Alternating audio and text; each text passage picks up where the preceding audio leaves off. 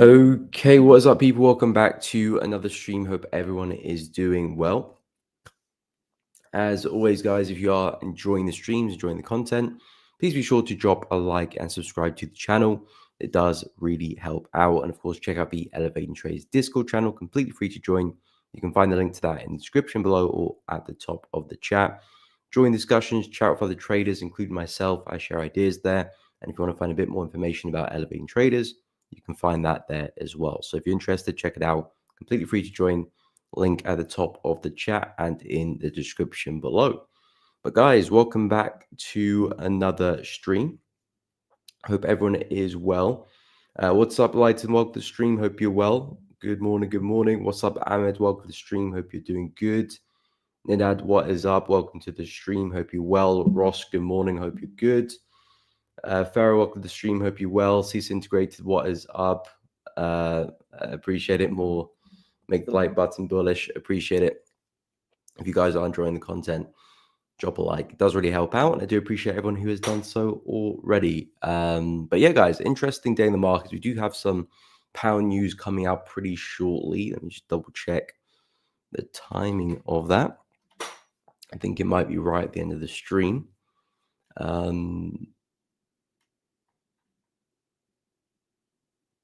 Yeah, 12 Bank of England interest rate decision. So we'll see what happens with that in the stream. Probably stay a few extra minutes to see what happens with that one together. But we're expecting a 25.25% decrease. So we could be seeing a pretty weak pound. We'll, of course, go through a bunch of pound pairs and see what's happening in that regard. But we'll start with the DXY, see what's happening with the dollar, go through USD majors, take a look at gold and silver, go through some indices as well. Again, any requests, any pairs you're looking to trade, let us know. If there's any particular time frames you want me to look at as well, because, of course, I'm more or less going to be looking at the 4-hour chart mostly.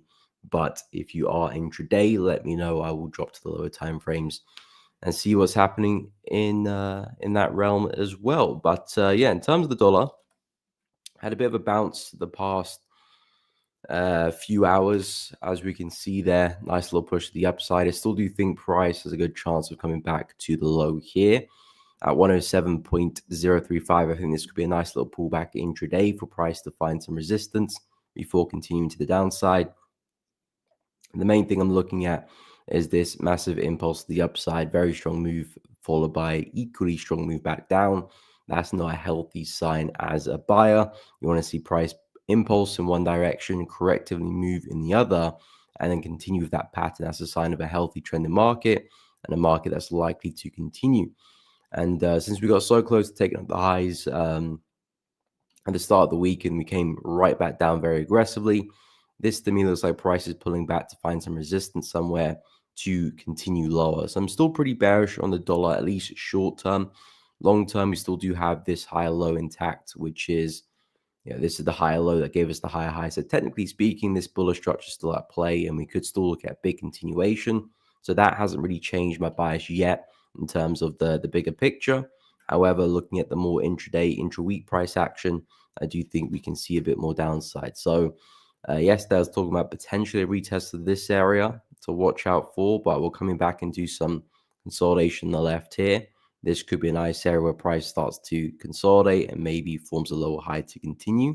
So that could be an interesting area to watch coming into New York session in the next couple of hours or so. So keep an eye on 108. That could be an area to send us back down. If not, I'll keep an eye on 108.4, 108.5 around that area. But I think that could be a nice little place for a move to the downside for the DXY. Again, like I said, the bigger move still may be to the upside for the dollar. We might come back into the lows and then start to continue. But for now, we're looking at a continuation of that bearish momentum.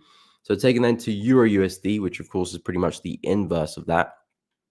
Really strong move to the upside. Of course, you can see Euro coming back into this area, which again, as we discussed yesterday, this is still an area of supply where price did struggle for quite a few candles, quite a few hours before actually having that move to the downside. So price has reacted to that. As we do approach to some of these areas here, we could potentially bounce on the lower time frames. So I would say probably keep an eye on the hourly chart. If you start to reject, maybe form some double bottoms, that could be a nice buy, at least back to the high. Don't necessarily have to look to target all the way up there for it to be a successful trade, but a push back to the high there makes some sense. Maybe we double top and come back down. But I think from an intraday point of view, 1.035 looks like a good level to buy from. Solid resistance earlier this week. Strong break to the upside, yet to come back and retest. Look like that's what we're about to get this morning. So potentially in the afternoon, there could be some nice entries to take Euro USD back to the upside. But I have to admit, it is getting quite corrective, quite choppy. The price action for Euro. We no longer have a very clean bearish trend on our hands. We did the past few months, things were looking really good, really healthy momentum, lower lows, lower highs. We had that in abundance. However, things have got pretty corrective. We're starting to become a bit more choppy. So I'll start to look to back away from Euro USD until I get some clean price action again. But in terms of an intraday point of view, I like that short-term move there for Euro back to 1.042. And we'll see what we have next from that point of view. In terms of pound USD, again, I've contemplated some downside for this one. We are looking pretty bearish this morning. I think maybe pound could get a bit excited because of the news coming out later. I was debating taking some shorts off the retest of this high, but I didn't really like the price action, how impulsively push to the upside. Typically, when I'm looking for my double tops, I like price to create a high, push down, and then slowly move back up again. Those are normally the better double top patterns to take, because at the end of the day, price is correctively moving back up. So it's not really showing much intent in terms of a potential breakout for a big sell. So I wasn't really liking the price action there. For pound USD, as we got to the high, it was some decent rejection. Nice wicks to the upside, taking out that high. But I decided to stay away from the position because of the way price got there. It didn't really tick my boxes from that regard, so I stayed away. Things are looking pretty bearish now and potentially might continue, especially with the pound interest rates coming this afternoon. Maybe that could help accelerate this move, or of course it could push in the other direction as well. Pound weakness is not guaranteed. But things are looking pretty bearish. The key thing for me is that we're still respecting 1.25. And as long as that stays intact, I still do have a bearish bias for pound USD, and we could see a push down to the low. So it's going to be interesting to see, because if DXY does have that move down, then of course that will probably send pound USD back up again. But then of course, if pound's weak from the news in a couple of hours, then it depends who's going to be weaker, who's going to be stronger. Difficult to say. It's difficult to say. And again, at the end of the day, if you're a technical trader, you've got to focus on the price action. You don't want to speculate too much about this and that news event, because it may happen, it may not. But at the end of the day, the only thing you can really stay consistent with, if you're a technical trader, is your approach to your trades and the reason for getting into a trade and the reason for staying out of one. But yeah, pound USD doing a very good job of respecting the high there. We could see some more downside, and probably keep an eye out for that low if that momentum does continue. If we do suddenly turn bullish and break through the high, that's when I'll probably look to change my bias on pound. But at the moment, very strong rejection. And in terms of dollar CAD, I'm actually pretty bearish on dollar CAD. I'm looking to sell this one. As I mentioned yesterday, there's two kind of opportunities I'm eyeing up. Whether we get the break of the low here and then some shorts underneath. So if price was to continue being bearish, break to the downside, I'll look for the next pullback and so on and so forth. Or if price does push back to the high end of the range, so back into roughly 1.446, back into the high, look for some shorts around there. And again, looking for the same move. The only difference is that this trade's a bit more aggressive because we're still in the range. And of course, there's a chance that price continues to remain in the range. But the advantage of shorting up here is that you're higher up. And if it does play out and you get the break of the support level, you can capitalize on a bigger move, bigger risk to reward, so on and so forth. So either which way, both trades look good. Whether price does break to the downside and I look for some pullbacks afterwards, or we push back up again, that'll be up to price. But in terms of my bias with dollar CAD, especially with that big fake out we had early in the week, massive move to the upside, of course, with the gap, and then price just goes and fills it very, very aggressively, especially because we're coming from a massive weekly level of resistance. which we just about pierced through as well. So to me, dollar CAD's at a massive level where we can turn around, and judging the price action and characteristics of the price action, it does look like we'll probably see that move to the downside. So I'm more interested with the sells here of dollar CAD and this area or this area here. So that's really what I'm focused on, and hopefully you can see some shorts soon with dollar CAD. In terms of Aussie dollar, I still do expect a bit more upside for this one. Bit of a dip as well this morning. Saw a bit of a move to the downside, not as strong as pound, but we have seen some downside there. Again, in terms of what price is doing, it is still consolidating. I pointed out over the past couple of days, we've taken out highs, we've taken out lows. So overall, the market doesn't really know what it's doing, at least in the trend anyway. We're taking out highs, but taking out lows as well. This is characteristic of a market that's a bit choppy and not really trending in a direction. And again, because we've had such a big drop to the downside over the past few weeks, few months, I do think maybe it's time for a bigger pullback before continuing lower. I've talked about a retest of this area, may even come a little bit deeper as well to 0.65 up there. But that's kind of a pullback I'm expecting now for Aussie dollar. In terms of buying it, that's where it becomes a little bit difficult. I did suggest yesterday that if we can break structure again to the upside, the next pullback after could be a nice buy opportunity. Because at that point, we're showing some consistency in terms of breaking to the upside. And of course, now we will have bullish structure because we're seeing a higher high. So you expect a higher low to form, and of course, another higher high afterwards. So that could be a nice buy setup to look at. Of course, a lot needs to happen. We need to take out the high first, then wait for the pullback. So a lot needs to happen in that time. Maybe there could be some smaller intraday pullbacks, but I'm not a big fan of it, to be honest. Price coming back into a nice area here. Might use that to our advantage and push up from there. Only reason why I don't like it for Aussie dollars because, again, we're in the middle of a range right now. So just it's not the best location in terms of buying.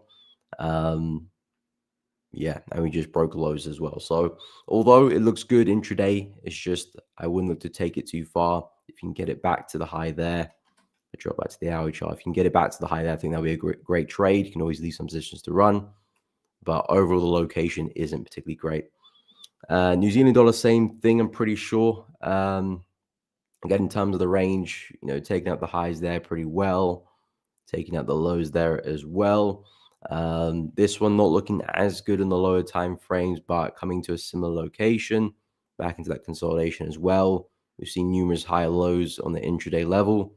Could be seeing another one form for potentially another move to the upside, or at least to push back to the high there.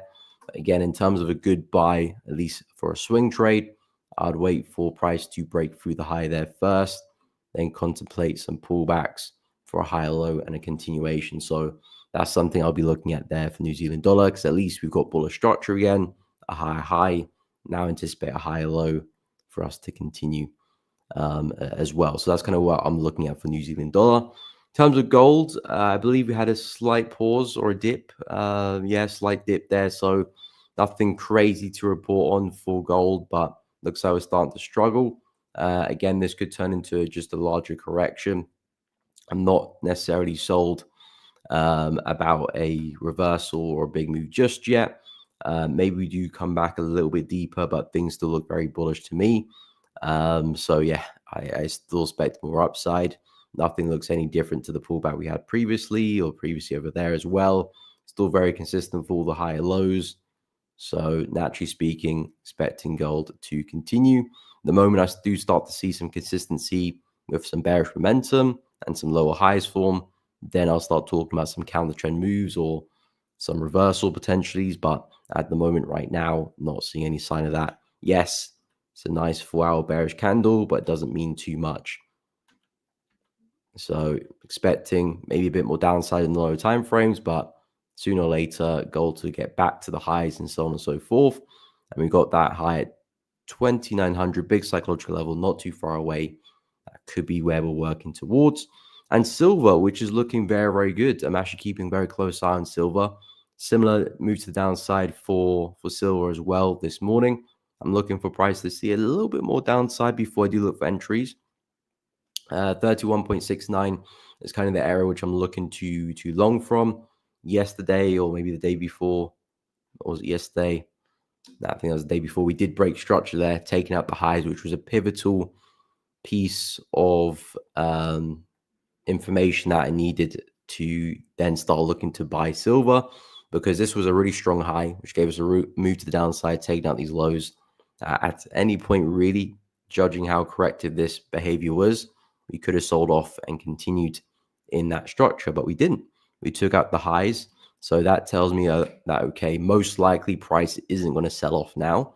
Of course, nothing's guaranteed, but most likely price isn't going to sell off now. And we're more likely to continue to the upside, where we've got our next major swing high all the way up there at 34.8. If I zoom to the daily chart, you can see the overall structure I'm looking to play: high, higher low, higher high, higher low, higher high. So again, anticipating this is the next higher low. So if that is the next higher low, then expect us to get at least back to the high and possibly create new highs as well. So that's very much the plan with silver. And I'm just looking to see if I can catch the next higher low now. And a retest of that high there would be great for entries. And then we'll see how far we can take it.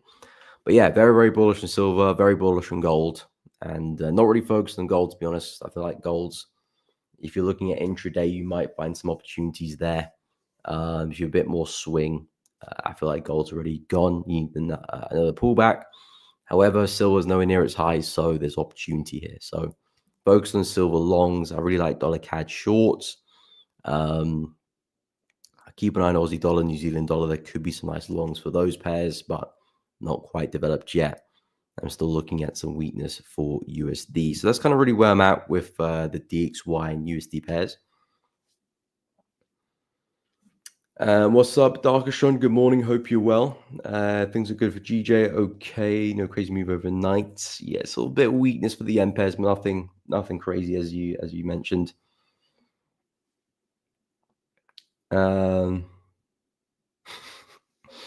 Good short entry confirmation at 7:10, but sleep is more important, so I missed that.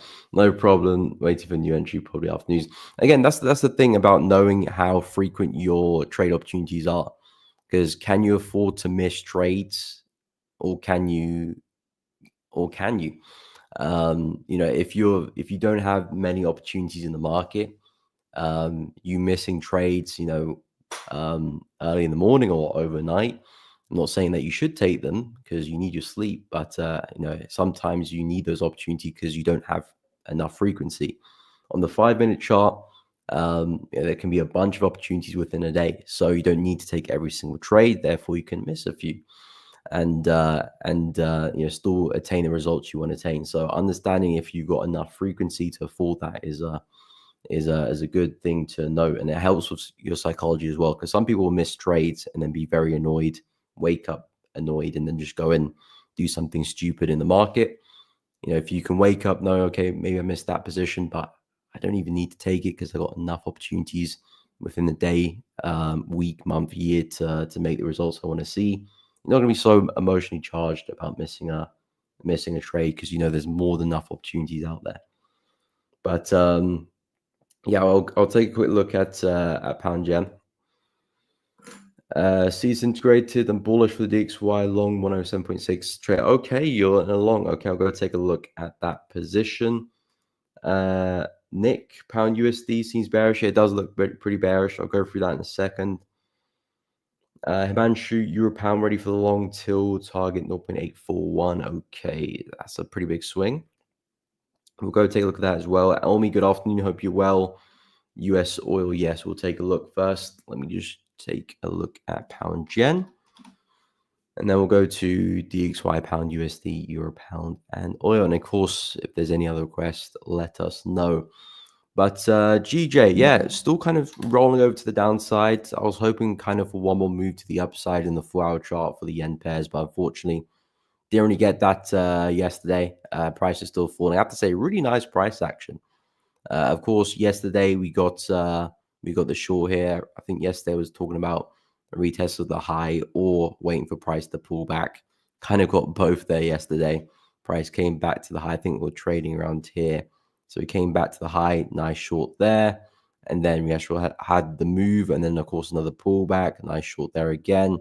And then during, well, kind of Asian coming to London, nice pullback there again. I feel like this is probably the short opportunity that Darkashon said he was having his beauty sleep for, and get a nice move to the downside as well. So yeah, it probably will get, if this trend's going to continue, probably get another pullback for some more downside. That would be the play. Very clear-cut trend here. Again, the price action compared to what we had the past few days over here compared to this, it's far easier and far cleaner to trade. You can see clear highs, clear lows, clear momentum as well. Even if you're looking for counter trend moves, you know where roughly you're going to be stationed for as well. But really nice price action here on the 5-minute for pound yen. So yeah, another correction would make sense, and a continuation. Probably wait till after the news. Yeah, I think that's a smart call, Darkshon, as well, because the news is about an hour and a half. It probably will take about an hour and a half for price to correct itself, maybe even longer. So the news is at 12. You probably won't get a nice opportunity maybe till New York session sometime, which will be well after the news anyway. So yeah, wait to see what happens with the news. Maybe pound USD, pound yen dumps some more. Maybe kind of just does some zigzaggy weird price action. We'll wait and see. But yeah, in terms of the market structure, very clear. I would watch out for this low here, of course, because that could be a place where we might bounce from. Maybe the news sends us to that level, then we start bouncing a little bit from there. So that could be a bit of a worry. But yeah, in terms of the price action, looking very clean there for pound yen on the 5-minute. So yeah, nice momentum. Let's take a look at the DXY. So this integrator said he's long. We'll go through that one as well. Anthony, good morning. I hope you're doing good. Looking at US 30 bullish. Okay, we'll take a look at that one as well. Victor, what's up? Dollar CHF. Okay, we'll go through that one as well. So CS Integrator, you said you're long on this one. You're looking for a push. Okay, you're long at 107.6, which is roughly here somewhere. And stop loss. Long at 107.6 and trading my stop loss. Okay, TP 108.2. 108.2, which is roughly there. Okay, not too far away. So yeah, I'm pretty bearish on pound USD. I'm pretty bearish on the DXY. At least from an intraday point of view, because of all the momentum we saw over the past few days. Essentially, all I'm looking for is the pullback of this move here. So I am expecting more downside for a push back into low. That's literally what I'm looking for. It may take us back to this low here as well. But that's literally what I'm looking for. In terms of the bigger move, it still may be to the upside for the dollar. We haven't taken out any key structure yet. So that bias hasn't really shifted. But looking at the momentum on the hourly chart, 4-hour chart, really big move to the upside. I know we've gained some momentum here, but it doesn't really measure to the move there. So I do think we'll eventually roll over. Price is not too far from your target, so it can well go and hit that. The two areas where I do expect to see some downside from is this zone which we're trading at right now, which is 108, or around 108.4. That's kind of where I'm looking for a bearish move there from the dollar. So I would suggest, I mean, you said you're trading stops as well, so you looks like you're managing a risk and managing the trade well. So yeah, just see what happens with the position. You enter down here, so you're well into profit. Really nice trade there. And just see what the market does. You know, hopefully we do go and hit that 108.2 target. Worst case scenario, price does push back down and hits your trading stop loss. I'd imagine you still walk away with some profit there. So it's a win-win situation. But yeah, in terms of my expectation with the dollar, I am looking at some downside from one of these two areas. If we break through both, then I would reanalyze from there. But at the moment in time, I do see it move to the downside from one of those two areas. Still a bit early doors. We just got into the area now, seeing a bit of a reaction with this hourly candle, but not much. So yeah, we'll see how that goes. But yeah, in terms of your trade, momentum's in your favor at the moment, at least with the current price action. It looks like you're managing the position. So yeah, just see how price does develop. But yeah, hopefully you do go and hit your target. We'll go through pound USD. So yeah, pound USD is looking very bearish. I wonder if we're getting a little bit excited before the news, and we're just seeing some momentum right now. Very, very strong push to the downside there for pound. I think, did we have? No, I thought we had some pound news earlier, but we didn't. It was euro. Yeah, we've got the pound news at 12. So looks like maybe price is getting a bit excited right now. Not too sure why it's so bearish, because compared to euro, compared to Aussie, yeah, pound's a lot weaker. So I feel like it's getting excited before the news. But anyway, yesterday I was talking about some shorts back at the high here, which we have seen a reaction for.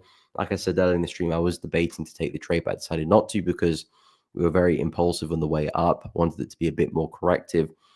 Typically, when I'm looking for these double top patterns, I like to see a slower move to the upside than how we came back down. If it's equally as aggressive, don't have much success with those patterns or those setups as when it is pretty corrective. So because pound USD is quite corrective in the way down and now we're corrective in the way up, the price action is not entirely clean. The fact that I still do have a bit of a bearish bias for the DXY as well. I'm still looking for intraday moves to the downside there for the dollar. So because of those reasons, I decided to stay away from pound USD. Of course, doesn't mean pound USD can't fall, but because of those reasons, I decided to stay out of the market. But yeah, it is looking pretty bearish at the moment. It could be looking even more bearish in the next hour and a half after the interest rate decision, but we'll see. That's not guaranteed. But yeah, pound USD is looking pretty bearish in terms of trades or entries. You want to be up at the high there. You don't really want to be jumping in now. I think that boat has kind of sailed a little bit. In terms of buying pound USD, I don't really see much of an opportunity for that either. I know we're coming back into this area, but it's not really moving too well, especially with such an aggressive sell-off, breaking through the lows here on the left too. So I would avoid that as well. But yeah, pound USD is looking bearish. If this is price really respecting the high, we could really sell off. But as I said, I wasn't really convinced about the trade. So it's going to monitor pound and see how that does continue. We'll go to euro pound next, and then we'll go take a look at oil, US $13 CHF as well. Cease integrated, no problem. I have a clear direction of the for long term. Let's just say, okay, makes sense. Short range gains instead. Profit of a meal is better than no meal. Very, very true. Very, very true. Yeah, I think I can second that a little bit. DXY's price actually getting choppy. I definitely agree with that in terms of Euro USD. This one just looks very, very choppy now. Again, I understand that overall the trend is still down, but we're not moving clean anymore. Still seeing corrective behavior up and down, and that's pretty much what the DXY is doing as well. So although in terms of market structure, this high low is still intact. So that's what kind of keeps me bullish long term. But again, the fact that we are chopping around as well, failing to create a higher high, not really a good sign for the buyers either. So things are getting a bit more choppy. It's no longer clear cut as it was back over here, where momentum was clear, direction was pretty clear as well. But now it's getting a bit more choppy. So yeah, I agree with that as well. And of course, if you don't have the long-term bias, you look for shorter-term moves. And if the low time frames look choppy, but high time frames look good, then you kind of look for longer-term plays. You kind of trade what is clear. And if nothing's clear, you stay away. Okay, let's go take a look at Euro Pound for Himanshu. What's up, Holy One? Welcome to the stream. Hope you're good. Silver on H almost ready to buy, but not just yet. Can't wait for a little more. Okay, I'm looking to buy silver as well. It just missed out on that level. We'll go take a look at silver shortly. Just missed the level, which I drew up in Discord. So kind of hoping that we come down a little bit further. But I'm looking to buy silver as well with you. In terms of Euro Pound, you said you're looking to long back to 0.841. That's back to around here. So yeah, I was looking to long Euro Pound as well. At the start of the week, I was looking for the retest of this level here. Didn't really happen cleanly. It looks like price is just basically respecting this consolidation here. So as we can see, lovely consolidation, really strong move to the upside. Looks like we've tapped into that area. So the demand, and looks like price is bouncing from that area. So in terms of that level specifically, didn't really play ball with me, but it looks like the overall area is being respected. As I've said a million times, euro pound's trading at a massive level of monthly support. So I do expect to see a bounce here for euro pound anyway. So it's just about kind of timing entries and timing that trade. And we do have that gap as well, which I'm pretty sure most markets have filled their gap by now. We had that big gap at the start of the week. It's Thursday now. Most markets, at least FX, haven't really looked elsewhere, but at least FX pairs, most FX pairs have filled their gaps. Euro pound probably will do at this rate. Consistent high lows, really strong close last 4-hour candle. I wouldn't be surprised by Friday we've gone and filled that gap. So it does look likely to see more upside, especially if pound does become weak from the interest rate decision at 12. Then that should fuel the momentum as well, and probably get that gap fill maybe even today. And a push to 0.841 looks pretty reasonable. If you are going to respect that monthly level of support, we could push all the way up here, really 0.846. So in terms of pricing your targets, it does look pretty reasonable. But yeah, I would agree. I think euro pound longs look good. Didn't really set up how I wanted to, unfortunately, which is why I'm kind of still waiting to see if it can before I do take any trades. But I am bullish on euro pound as well, expecting a swing back to the highs there. So 0.841 looks pretty reasonable to me. Probably want to manage the trade along the way, but I do like what I'm seeing here for euro pound. Overall, that 0.83 area looks like it's holding pretty well. Ross,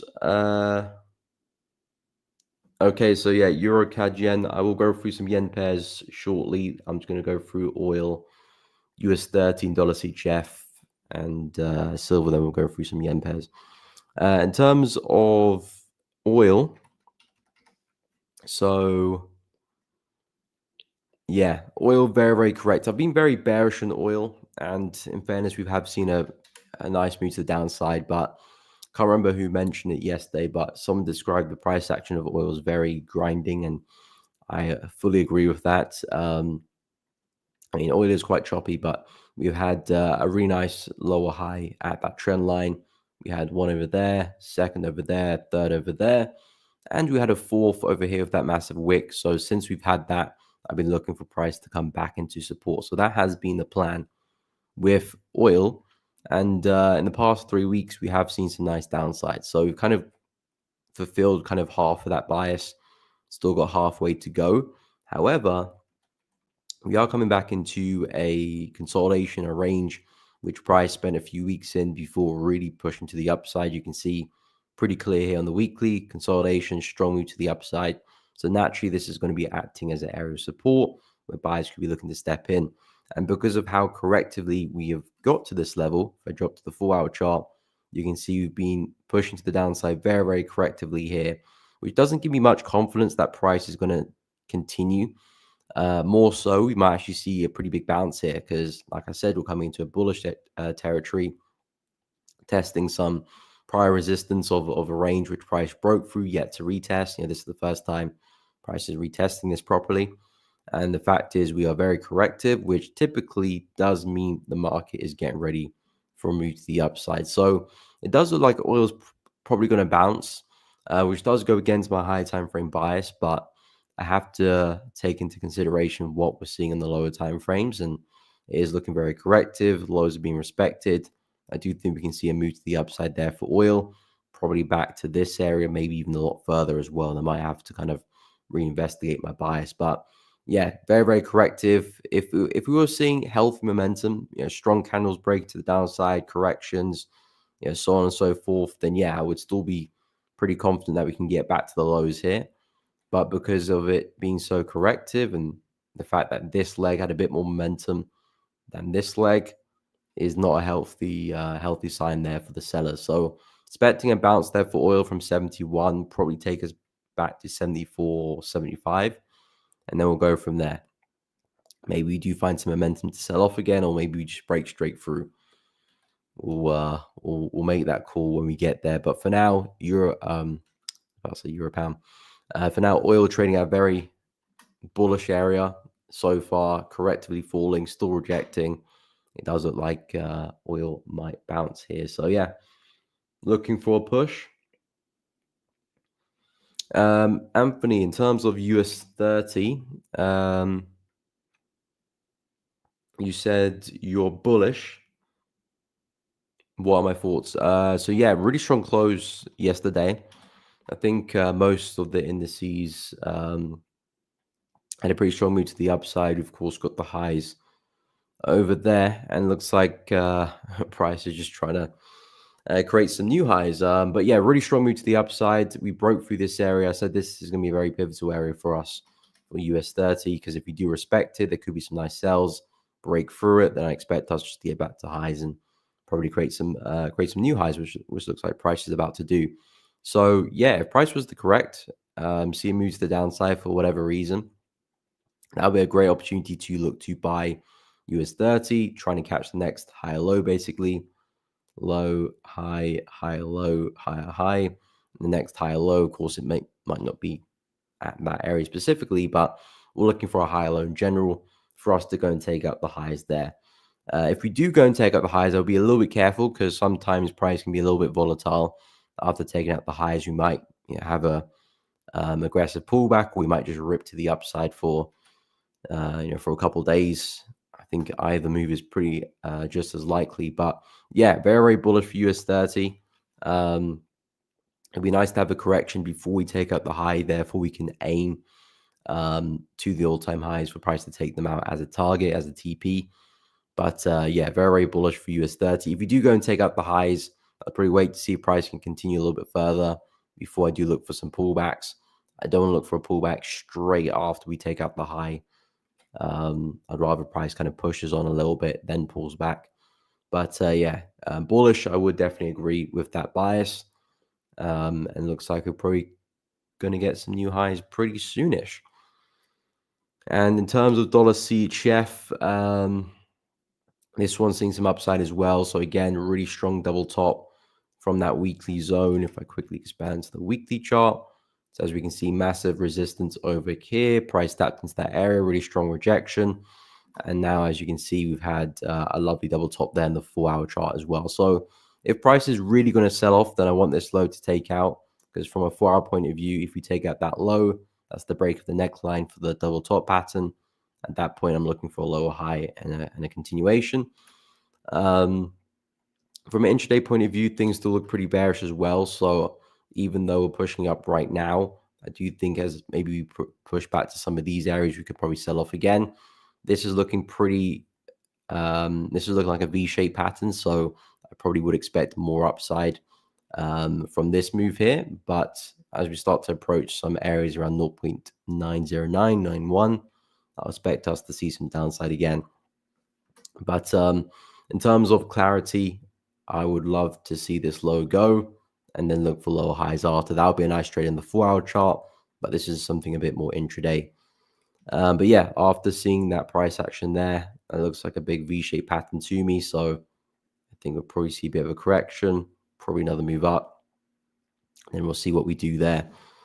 And if we do break the lows, great. And then we can start talking about some lower highs, because like I said, still coming from that weekly zone, there is that potentiality for a really big sell. But it's not quite on the cards just yet. So yeah, that's kind of really where I'm at. That's really where I'm at for UCCHF. We'll go through silver, then I'll go through the yen pairs together.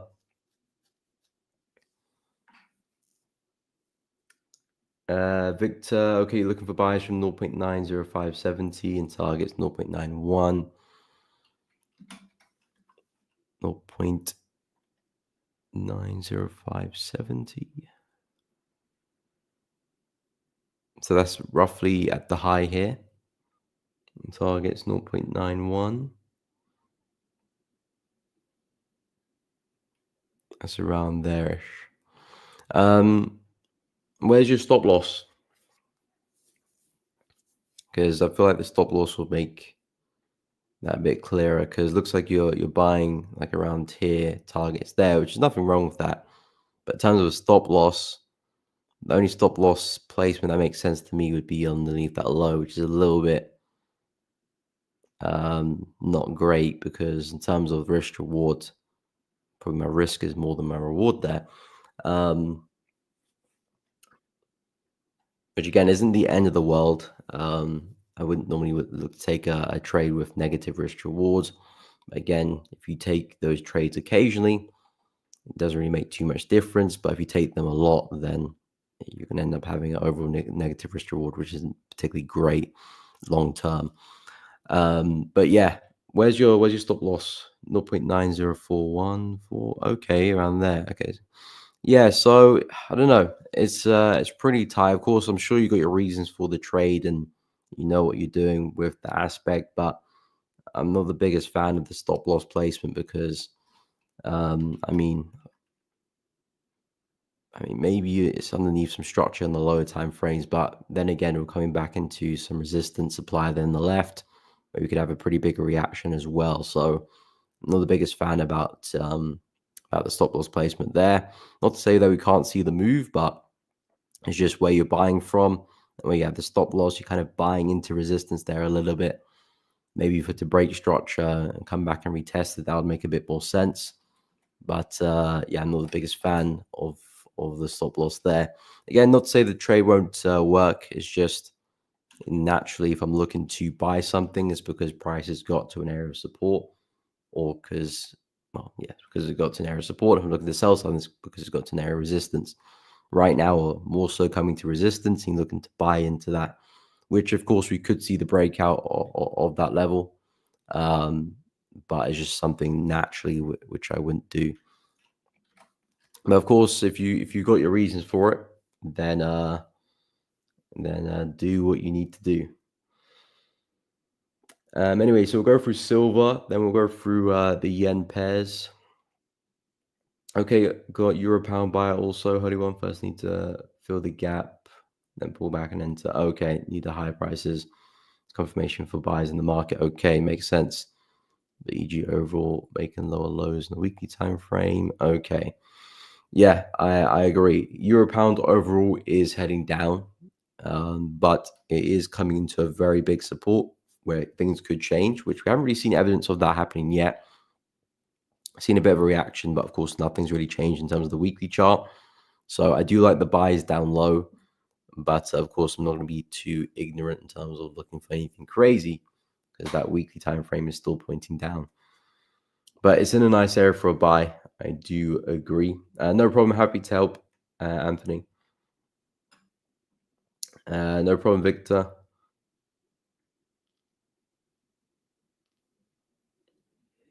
Obviously, Jeff sells soon. Definitely not buying. Yeah, I mean, I'm pretty bearish on this one as well. And again, that it just comes from the higher time frames because of what we're doing. Doesn't mean you can't take advantage of smaller intraday buys. Of course you can do that. Just because a weekly chart is bearish doesn't mean you can't buy on the 50-minute chart. Of course not. But for my swing bias, which is kind of what I'm looking at, because of the market structure, I would be pretty bearish with this one. But yeah, I don't really see an opportunity to sell yet either, at least on the 4-hour chart. So I'm still on the sidelines from that point of view. But we'll see. USD is going to play a big role in that. Yeah, in terms of silver, I'm very bullish on this one. So I really do like silver. It looks really, really good. Nice breaker structure past couple of days. Oh, that is the wrong chart. There we go. So yeah, silver didn't quite test my level there, unfortunately. So I was looking for price to come back and retest 31.7 for the long. I still am, and we still very much could come back and retest it. So it's an opportunity I will be keeping a very, very close eye on in the next few hours. But we're taking out this high, and now price is starting to form consistent higher lows. So the plan is kind of find the next higher low, kind of get into a trade, and if everything goes well, I mean, if everything goes very well, potentially hold it all the way back up there. But of course, the next major target would, of course, be the high here. If I get into a trade here, this is the first high that I have to contend with in terms of managing the trade. If we can break past that, then I'll see what we can do. I'll trail stops along the way. If it does turn into a great, play and we see a lot of momentum, maybe I do end up holding it back to the highs. But there probably will be opportunities to get into other trades along the way. If I get into high low here, there probably will be other pullbacks to get involved with as well. So the plan isn't just buy there and hold and hope for the best. If there's other positions along the way, I'll actively look to get into those as well. But I'm very, very bullish on silver, looking for the move back into the high. And this might be the first real opportunity to take some long. So yeah, hopefully I can see a bit more downside for silver and then start looking for some entries, but we're not quite there yet. But yeah, this is definitely on the watch list.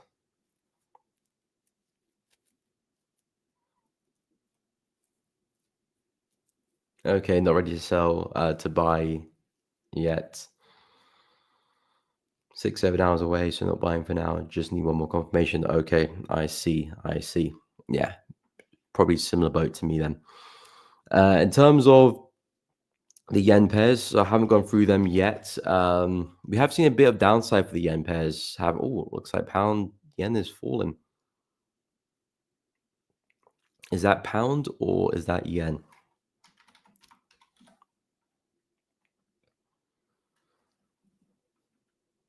I think it's a bit more pound. I think pound's just getting excited because of the news. Yeah. I mean, of course, majority of yen pairs are pointing down, but pound yen is falling. So it looks like pound is pretty weak. Is that a sign of more weakness to come? Potentially. But anyway, we'll start with pound yen. So yeah, pound yen looking pretty bearish right now. Looks like it's coming back into that low. It looks like that big yen move I've been talking about might just be looking to really kickstart. Because if we start taking out these lows here, then I do think we're just going to roll over. Because the fact is we've been pretty consistent with these higher lows, and that's kind of kept us in this very sideways, slow uptrend, if you will. Of course, the bigger move I've been looking for is impulse down, correction, and now impulse to the downside. And it looks like if we start taking out some of these lows, then we start losing that bullish defense, really, if you will. And I would just expect price to start leaking over. And the next big goal will be to take out the lows here and a lot further as well. I've talked about this one a few times in the monthly chart where we're trading. The last time we had similar price action to this, price gave us a massive sell. I'm not saying that I'm expecting that to happen again, but who knows? We could very much see that happen again. We just took out the highs, create that high, big collapse, create two highs here, just took about that high. I wouldn't be too surprised about big collapse there as well. Even the way we moved was very corrective on the way up. And you can see here is very corrective on the way up there too. So I think we're in an area where the potential for a lot of downside is pretty high. And if you look across the board for most yen pairs, we're all in similar positions. So that's why I'm really kind of keeping a close eye on these yen pairs. But in terms of the more intraday price action, there's not much to do. Like I said, I'm not bullish. I'm not looking to buy. At the moment, we're at support. So there's not really much for me to do or say right now, other than wait to see price can break through and then look to see if I can find the next bearish leg from that. It looks pretty corrected, but it looks like we might be starting to gain a bit of momentum now. So things could look a little bit cleaner. So of course, you've got the high, low, lower, high, lower, low. Next lower high would be nice. If, of course, we can see some decent momentum. Looks like we're probably taking out these lows, and then if we can take out those lows, that'd be great too. Find the next lower high and so on and so forth. And you've got the wick low here to aim for back at 180, which is still pretty far away. You're still looking at a, where's the measuring? There it is. We're still looking at about 900 pip-ish move back to that low. So there is opportunity to the downside there. But yeah, pound yen to me looks very bearish. I do expect to see a lot more downside here.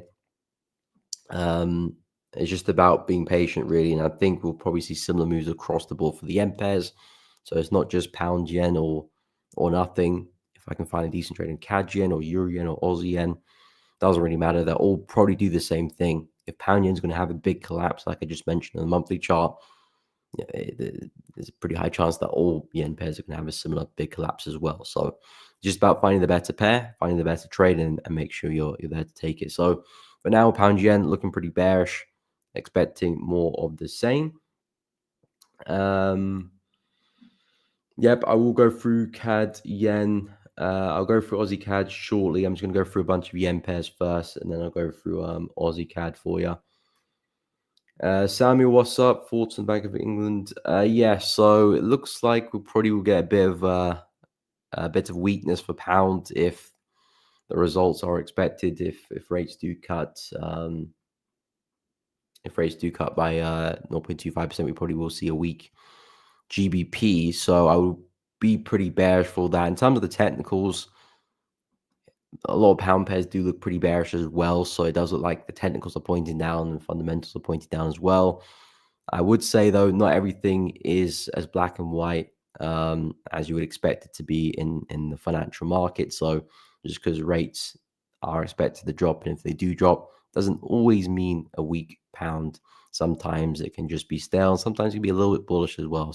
I've seen a few times where that has happened. But of course, we have to wait for the announcement because maybe the rates don't drop. And of course, that will cause a bit of a reaction there as well.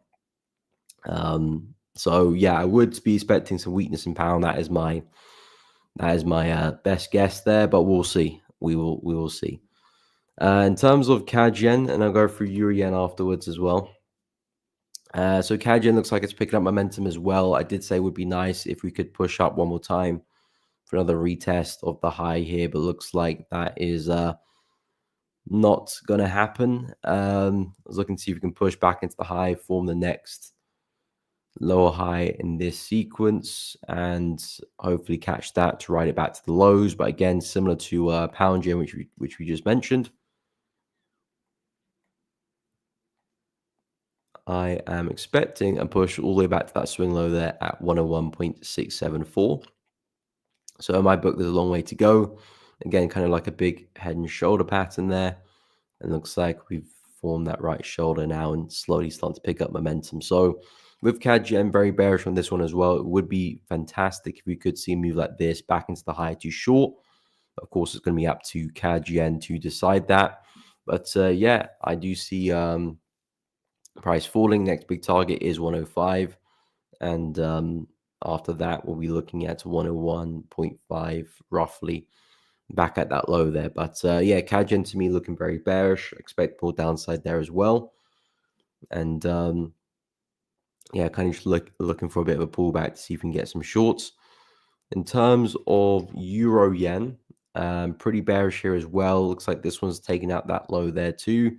I was kind of hoping for a deeper correction this week with euro yen. We had one high there, another high over there, third one there. I was looking for a fourth. I drew this Fibonacci and I said it would be nice if you could pull back into that 0.5, 0.618 area, also coming back to retest the low there on the left too as well. So it would be nice to pull back into this area, see that next lower high, which is kind of in proportion, in sync with that structure we've seen previously, then get that next bearish leg to the downside, but doesn't look like we're getting that. Next big low to keep an eye out for is definitely that one there, 156.5 for euro yen. It looks like we're slowly on our way towards that area. But if euro yen does pull back to that area, it's definitely something I'm still going to be looking at 100%. 161.375 still looks very, very good to me. However, the odds are we kind of just break through this and just slowly just continue down. So maybe in the lower time frames, these pullbacks could look good. Probably in the 15-minute, even 5-minute chart, we saw some nice setups there with pound yen. Could see something similar with euro yen as well. But yeah, in terms of overall direction, very, very bearish here for euro yen. Same situation as we've been mentioning on the higher time frames. Massive head and shoulder pattern at play. Left shoulder there, head over there, right shoulder there. This is a really big neckline, and to me, looks like price is on its way to try and break through that. And if it does successfully, we could be seeing a massive drop. And that's really what I'm going to be looking at for these yen pairs.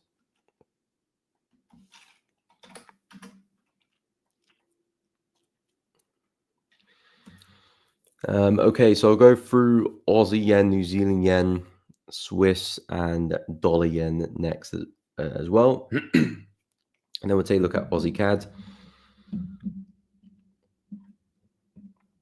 Darkstream GJ has a big move down in the news release and prints a massive liquidity zone. It will be a nice buy opportunity, 100, 200 pips correction. Oh, okay. That's a pretty juicy move. That's normally that's a bit bigger than the moves you normally usually look to take. Normally go for 70 pips. Should be looking at double that. But yeah, of course, if you're looking to trade the reaction post the news, there could, of course, be a nice push to the upside as well, especially if we have some rejection form on the way down. But we'll wait and see. Of course, it could be either or. Potentially, pound even has a big move up as well. Let's not rule that out. Okay, so let me go take a look at CAD. No, I just had a look at CAD yen, Aussie yen, and New Zealand yen. So I'm pretty sure these guys are still consolidating, or maybe they're just about breaking the low again. So yeah, it looks like they are trying to break through the lows.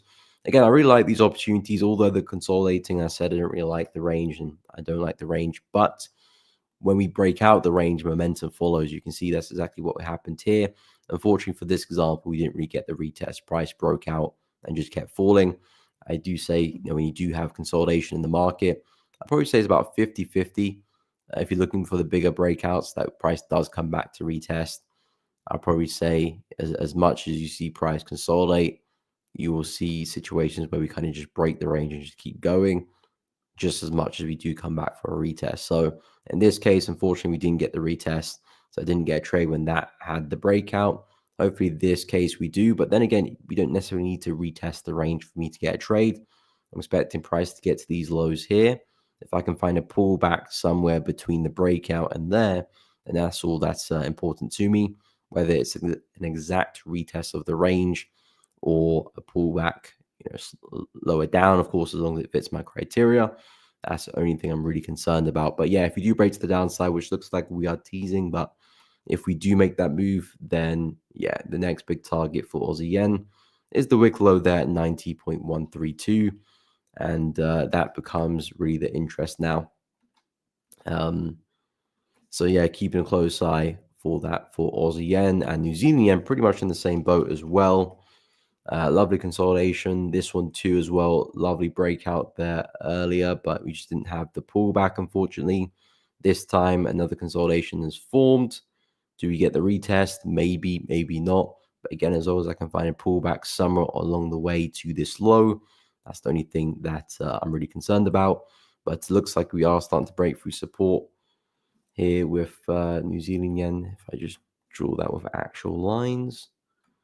So yeah, it looks like we're breaking to the downside and prices starting to pick up momentum as well. So again, looking for something like this to form and a push back to 83.040. So very, very bearish with New Zealand yen, bearish with Aussie yen. But of course, these breakouts are not quite confirmed just yet, but it looks like they're on their way.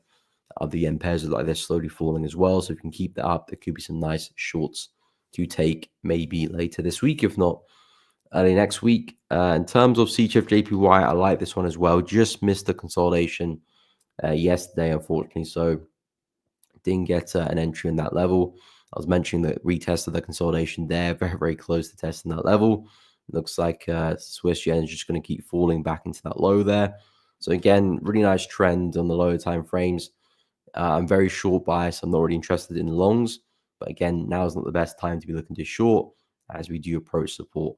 So I need price to start breaking through that, maybe give us a lower high again, and then we'll continue the momentum. So if I drop to the 4-hour chart, if we can start to break through, pull back, give me the next lower high, something like this could interest me. You can see the lower highs we've been printing, the double top over there. Got the lower high, lower high, lower high, lower high. So again, looking for the next one. And the next big target is there at 165.5. So yeah, very bearish here for Swiss yen. Clean price action, seeing momentum as well. I do think long term, this one's got a long, long way to go in terms of downside. So pretty eager to short. And if you do start breaking through lows again, I think there's a lot of downside opportunity for us, whether you're looking for a big swing trade or just looking for pullbacks to take advantage of and intraday opportunities. I think keep a close eye on this one. In terms of dollar yen, I've been looking to long this one, but I just didn't. It didn't fit my criteria for the buy, so I did stay out of the way. This was the zone I was looking to long from. Didn't really give me the entries I was looking for. I was looking to see if we can take out that wick low and see a strong shift of momentum. Didn't see that. Price was just very bearish and broke through with ease, really. So it kept me out the trade and maybe avoid taking a loss there. So it goes to show you waiting for your rules. It doesn't only give you winning trades, but it can keep you out of poor trades as well. So I didn't quite see my rules set up how I wanted it to, and price is now broken through. Again, in terms of the technicals, everything is still pretty bullish for dollar yen, still low, higher high, higher low, higher high, and still potentially could be forming a higher low. But I don't really have any more confidence for this one. We've broken through the trend line. We've broken through the demand zone, and we've broken through the 50. I know we're on the 0.618 now. I don't really have any confidence with the 0.618 at the moment. So with that structure gone, it means I'm kind of just backing away from dollar yen, seeing what it does next. It's not quite ready for me to be shorting it yet. But it definitely isn't ready for me to be looking to long either. So I'm kind of just staying a bit more neutral on dollar yen. To be fair, if I do expect to see the other yen pairs fall, then I kind of do expect to see dollar yen fall as well. So I do think probably will get a big move to the downside if things do go well on the yen pair side of things, but it's just not ready to be shorted yet in terms of a clear setup, stop loss, entry, take profit. I need that to set up. And a quick look at the JPY basket whilst we're on the topic. Okay, so yeah, JPY basket looking very, very bullish here. Didn't see that double bottom, unfortunately. Price just kept pushing. It looks like we're trending back to that high now. So if price goes and breaks through this high, then yeah, there's a pretty good chance that we're going to push all the way back to 71.20, which is back into that resistance there on the left. So looks like this big high low has now formed. And we're going to see an attack back at the highs. So yeah, it looks like yen basket looking pretty bullish. And of course, if the yen basket is pushing up, it means that the JPY pairs are going to push down. So might be seeing a lot more downside for that. And of course, with the dollar yen as well, might see some downside there too. Okay, so we'll go take a look at Aussie CAD. Afonso, what's up? I'm in New Zealand yen at 86.42 sell. Okay. Should take bigger TP. Oh, or should you have a big TP? Okay, I'll go onto that in a sec. Let me just have a look at Aussie CAD. So Aussie CAD. So yeah, Aussie CAD I'm still pretty bearish on. I have to say price action isn't looking as great as it could be. New Zealand CAD looked a little bit better. But you can still see for the most part we're respecting these lower highs here. 1, 2, and potentially a third one here as well. So I've been looking for a big short for New Zealand CAD back into the low. But we really failed to push through the low here because I was looking at a big double top. And we had a nice break of structure. But we failed to really rip through like New Zealand CAD did. So with New Zealand CAD, I don't really see a good setup on the 4-hour chart anymore. However, hourly chart, there is not a bad area which we're kind of trading in now, which is with all these wicks. If price is going to form a lower high, this is the place to do it. So I would suggest maybe as we approach the afternoon of the New York session, it might be a nice sell to take for a move back into the low here, 0.849. I'd wait for another push up, another strong rejection in terms of wicks, a bearish engulfing candle, and look to use that as an entry signal to ride it back into the lows here. But I wouldn't necessarily look for anything further because we're not really seeing momentum. You know, if you look previously when we are forming lower highs, the market doesn't spend too long. Maybe it does consolidate briefly, but it does have a pretty strong move to the downside. In this case, we've come up to the higher once, back again, broke for the low, but now we're pushing back up again. So we're not really seeing confident highs form. We're supposed to push up, push right back down, or push up, consolidate, and push down, not kind of get there and kind of just do weird stuff like that. It looks like prices potentially getting ready to continue up. This could be a big bull flag for a push to the upside. So that's what puts me off the position. The longer we spend there without really seeing strong momentum, the less likely we probably will see strong momentum to the downside. But for now, it looks pretty good in the hourly chart, like I said, for a smaller reaction. yeah, we very much could get there and start pushing to the upside again.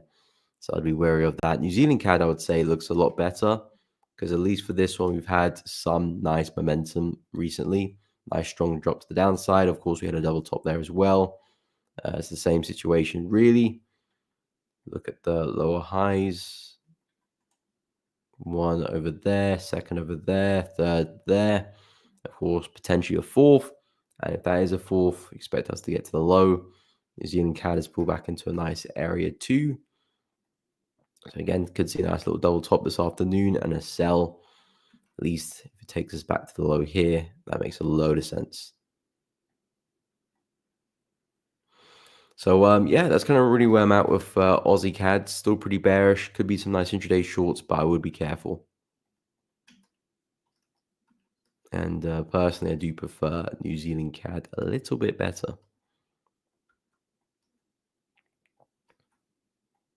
There we go. It took me forever to delete that.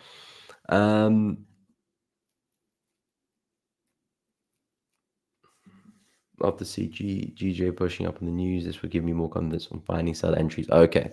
Yeah. Yeah, especially if the rates come out lower, but pound yen still pushes up. That would be a really nice sign because you expect overall pounds to still sell off at some point. And the fact that the rates have gone down but price has gone up means that's probably just a bit of a shakeout before price does continue going down. So that will be a very nice sign. But either which way, the technicals do point very bearish right now for pound yen. Lower time frames, higher time frames, all look pretty bearish. So I would be expecting more downside for GJ as well, and probably for most pound pairs as well. But yeah, looking pretty bearish there. We can probably still see a lot more downside.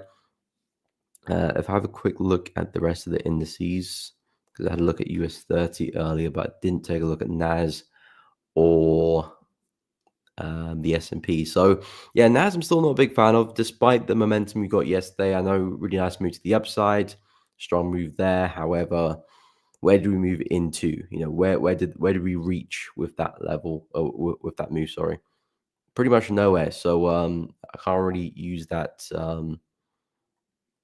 I can't really use that move to my advantage, despite nice momentum. It hasn't really taken us anywhere. So with US 100 still very much comfortably in a range here. Price needs to break out of this range to get me excited. Again, overall, the market is still very bullish, and I still do see price creating new highs pretty soon.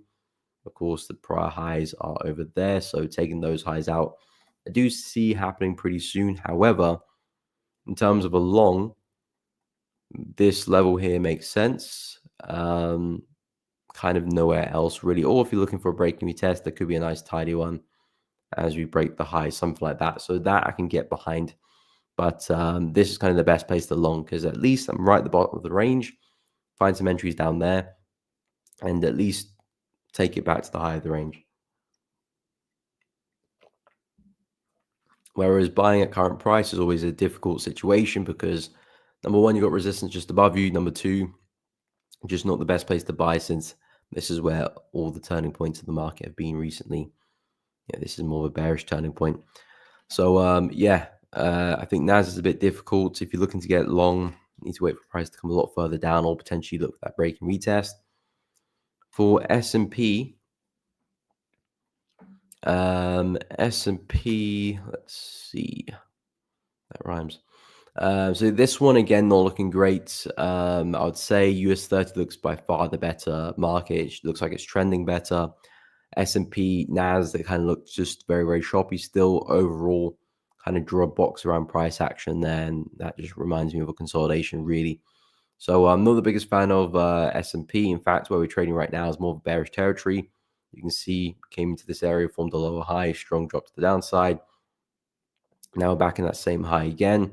Potentially could form a lower high. I think we will break to the upside, but this is an area where we could form another lower high. So even if you are bullish, looking for price to get back to the highs up there, doesn't really make too much sense to be looking to buy at the current price right now because, again, this is an area where price could push down.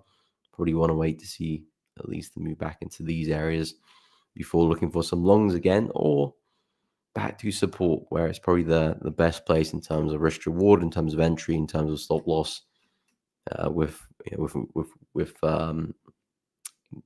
the location of where you're buying from in mind, because at least from there, you're down at a low, you can put a stop loss below and keep it relatively safe and keep the risk relatively small as well. But yeah, S&P don't like, to be honest. And NAS don't really like either. US 30 looks good. Looks like the new all-time highs is coming pretty soon for that one.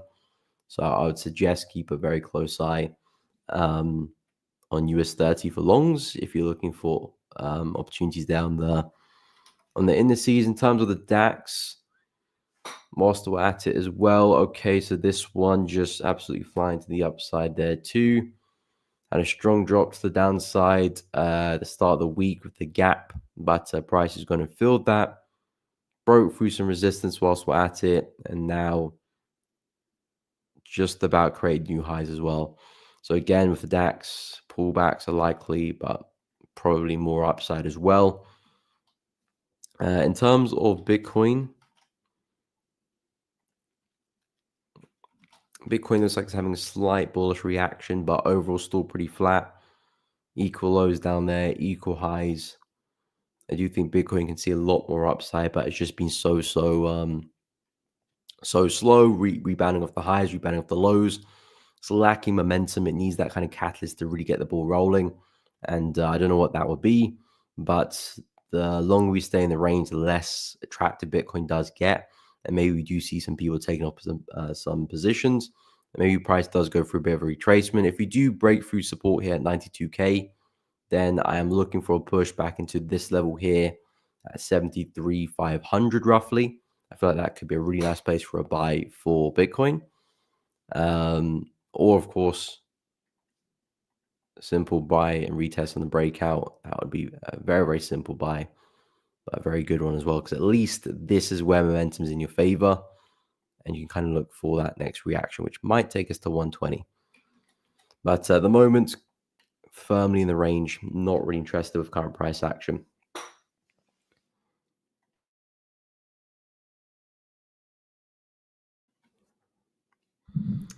Afonso, what's a good buy entry for silver? Okay, I'm looking at something similar as well. My entry is around 31.697.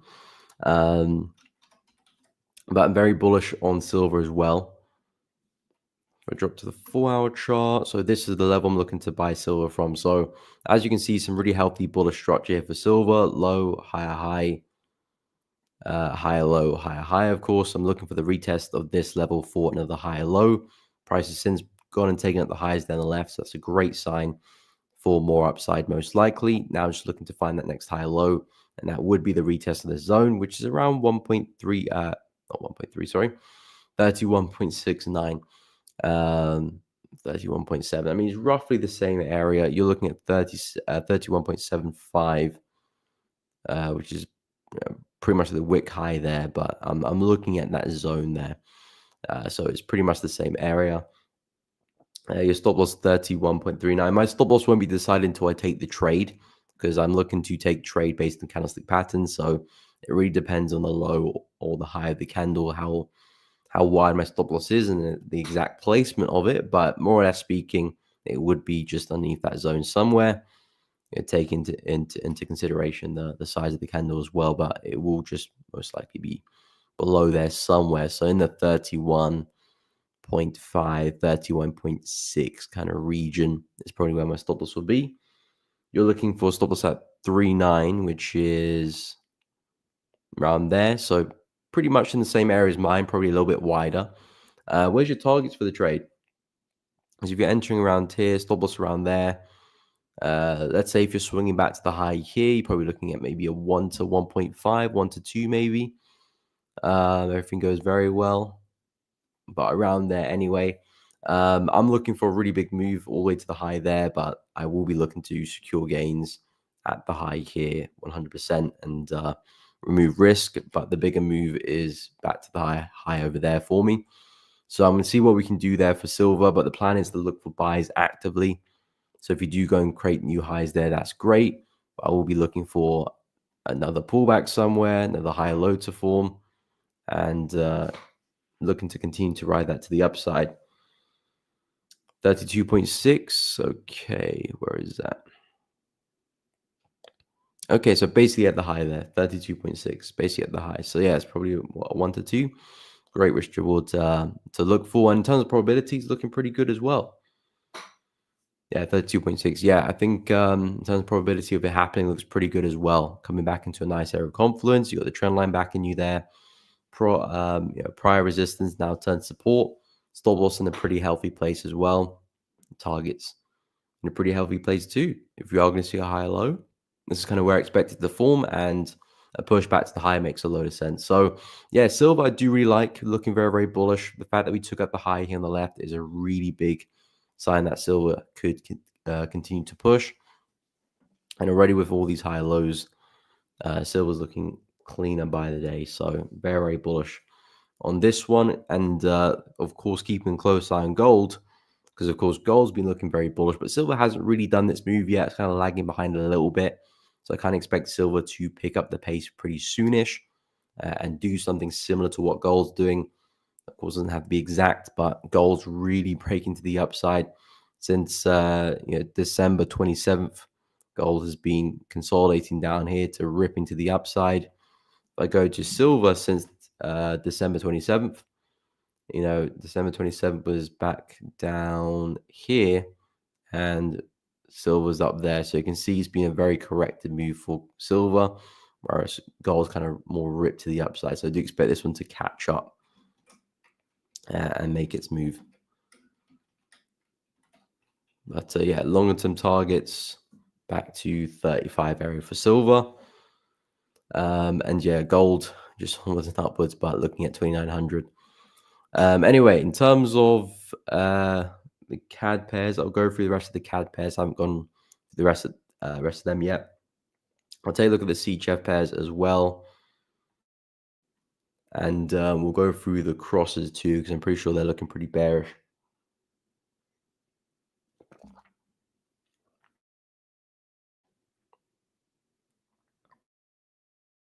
Of course, guys, if you are enjoying the stream, please be sure to drop a like and subscribe to the channel. It does really help out. Make sure you do go and hit the bell, hit the like button, subscribe to the channel, and of course check out the Elevating Traders Discord channel if you are free, check it out. It is free, but if you are interested, go check it out. You can chat with other traders, chat with myself. You can share ideas. I share opportunities I'm looking at, discuss different setups, and of course find more information about Elevating Traders. So if you are interested, make sure you go check it out. Completely free to join. Link to that in the description below and also pinned to the top of the chat. But yeah, in terms of the CAD pairs, I do really like New Zealand CAD. Still pretty bearish on this one. Looking for a swing back into that low there. As I drop to the 4-hour chart, lovely head and shoulder pattern. There's your equal highs. Price broke for the neckline here, creating that new low. So the plan is looking for the next lower high for the short back into the low. So that's kind of what I'm looking at for New Zealand CAD. Aussie CAD, which we described as well, is pretty much doing the same thing, except just not as clean. You got the double top there as well. Price created one high, broke to the downside, second high, broke to the downside. Now looking at that third high, but just not looking as clean as New Zealand CAD. So I'm staying away. In terms of pound CAD, so yeah, pound CAD looking pretty bearish as well. Strong drop to the downside. Again, I think that's from the weakness this morning with pound, because CAD hasn't really been that strong, to be honest. But I think pound's just been that weak. So it looks like pound CAD's going to push the downside. I did speak about this one on my weekly analysis. I mentioned that if you are going to look to short back at resistance from here, the move that makes sense would be a push to the 50% of this range, because you've got equal highs up there, equal lows down there, and of course you've got the 50, which is more or less here of the range. That's just eyeballing it, but of course you can always bring out the Fibonacci to make things a little bit more exact. As you can see, it's roughly in the 50% area. That's really where you want to be targeting in terms of your trade. So You can see price is pretty much spiked into that 50% area right there. Doesn't have to be bang on 50. We looking at the 50 as kind of just an area of value, because kind of the median of a range, the equilibrium of a range. That's where price always comes back to. It's the average price of the range, almost like a moving average of the range, really. So price is typically drawn towards the 50 of the range, and we have seen a lovely move there. Will price now break through to see the whole swing back to the low? Possibly. But I would say if you're ever shorting the range and you do get to the 50, it's always a nice place to bank some partials there, move a stop loss to break even. So if price does turn around, okay, worst case scenario, still walk away for decent profit. Best case scenario, I can look to secure gains there, hold the rest back to the low, and walk away for bigger win. At least you're kind of mitigating your risk by using the 50% of the range there. So yeah, now that we've hit that level, we might start to retrace a little bit or start to consolidate a little bit as well, because the 50% of the range is not really a solid level of support resistance to look for. It's more just like an area of value, as I mentioned, where price could consolidate, could move sideways, and take its time a little bit. So I'd watch out for that. Chris, what is up? Welcome to the stream. Good day, good day. Yep, everything's good today with me. Hope everything is good with you as well.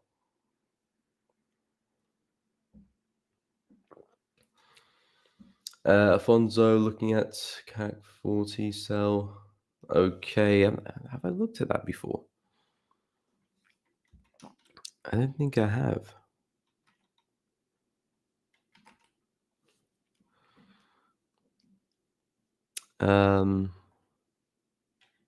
Maybe I have.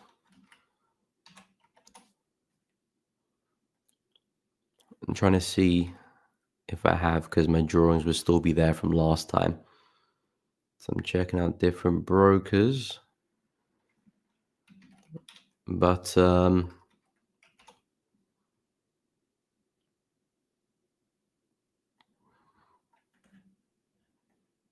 yeah, maybe I haven't looked at this before.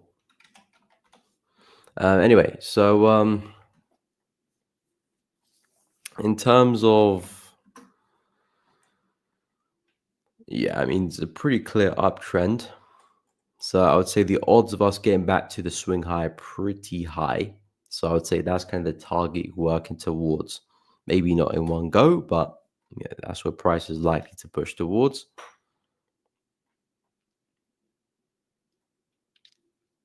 In terms of entries, that's where it gets a little bit interesting, because price has kind of been on a bit of a bearish journey in this pullback. And since we've, of course, broken to the upside, seen a lot of momentum.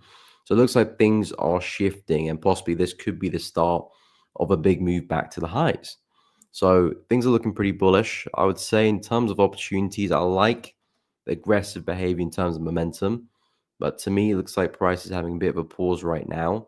So if you could see another strong break and some type of pullback afterwards, I would say that could become a really nice opportunity to trade. Of course, a break and retest of the high there.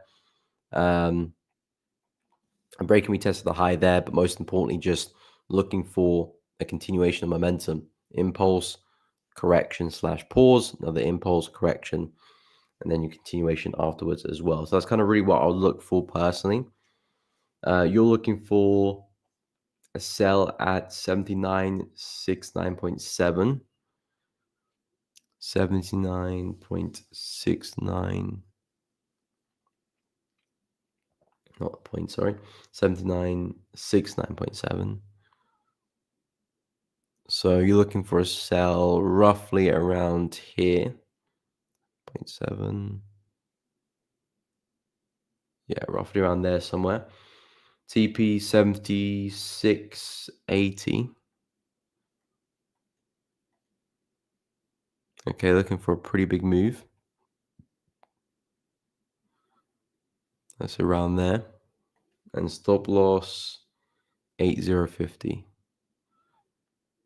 So yeah, in terms of the entry, in terms of the stop loss, it makes a load of sense, because number one, you're entering at a nice level resistance, price coming back into a high there. Number two, your stop loss is way above the high. So you've given yourself a bit of wiggle room. It's about price structure. So essentially, as long as price can hold that level of resistance, you're expecting to see price moving in your direction. However, based on my analysis and my view of what the market is doing, we've been very, very consistent in this uptrend, seeing really nice, clean higher highs and higher lows. And nothing's really changed from that. We are still seeing consistent higher highs and higher lows. So in my book, it does look like price is likely going to push back to the high there eventually. Yes, there'll be pullbacks. Yes, there'll be dips. I'm not expecting price just to cleanly move in one go straight there. So there could be opportunity to the downside, but based on the current momentum, based on the current trend, I would suggest that it's pretty high that we do eventually come back to the high. So I would be very much pro the trend and looking for continuation in that direction. In terms of the sells, I just think it's a bit aggressive because I can see that we've kind of pulled back into this area here, which is maybe a nice area of consolidation, really strong drop to the downside there. So again, now we're back over there as well. So it does make sense to short from here. We are technically in bearish territory, but judging the momentum, judging the overall trend, it does look like price is likely going to push back to the high there at 82.61. So yeah, I'm not very bearish on this one. I'm actually pretty bullish given what price is doing, given the momentum we've seen over the past few days. It looks like to me that price wants to continue higher. But of course, in terms of trading that bias as well, I would wait for price to break the high, then look for the next pullback. Yeah, otherwise, we just got ourselves a bit of a range there.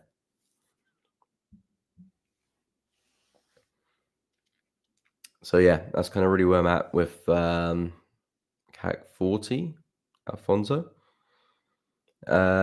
Holy One, New Zealand yen just dropped more closer to take profit. Okay. How is this one going?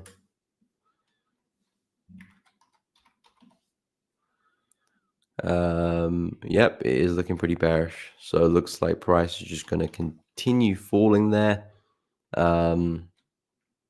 So yeah, it's in terms of catching opportunities here, you need to be on the low time frames. You can see the smaller corrections price is giving you. You're not going to get entries here on the 4-hour chart or above. These are, I mean, probably even the hourly chart as well. You need to drop right down to really refine the entries there. But yeah, to me, it looks like pound yen is likely to continue falling to the downside. Not pound yen, sorry. New Zealand yen is likely to keep falling to the downside and take out those lows there. So I'm pretty bearish with New Zealand yen. I do think long term coming all the way down there. So I'm actually looking to see if I can join you in some shorts, Holy One. Again, doesn't have to be New Zealand yen in particular. It can be literally any yen pair because I see them all doing the same thing, really. But yeah, it's picking up momentum, picking up pace. I'd imagine your take profit is down at the low. So your take profit's probably down at 85.670. I'd imagine your take profit is. So not too far away.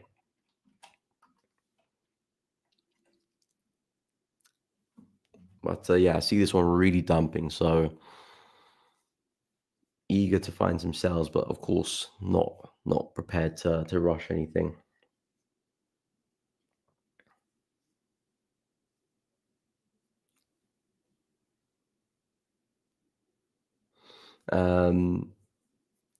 Fesu, if I'm saying that correctly, I don't know if I am. Had a sell on silver yesterday, planning to swing it back down. What do you think? Okay, back down to where? Where's your targets for silver? I'm pretty bullish on silver. I'm actually looking to buy it. But yeah, where are you looking to take it back down to? But yeah, I will have a look at silver for you. Holy One, that's strange. You mentioned this because a big candle. It might just be the difference between the brokers because this is FXCM. I mean, if I go into Oanda.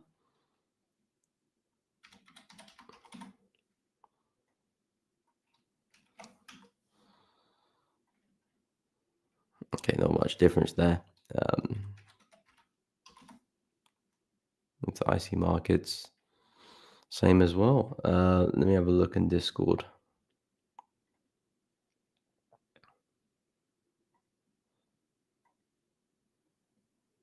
Let me go to the hourly chart. Okay, that is true. That is very strange, actually. Let me go back to where was I? FXCM. Yeah, that is weird because it's like you're in the future a little bit there, Holy One. Like this candle is trade. What price is that? You're trading at 86,200, 203, which is, I mean, I don't know. Again, because of different brokerages, price is a little bit different. Price action is a little bit different as well. So your price is 86,203, which is roughly here. But in perspective to the price action, kind of looks like your price is like down here somewhere. So yeah, that is pretty weird there. Is it like that with the other yen pairs as well?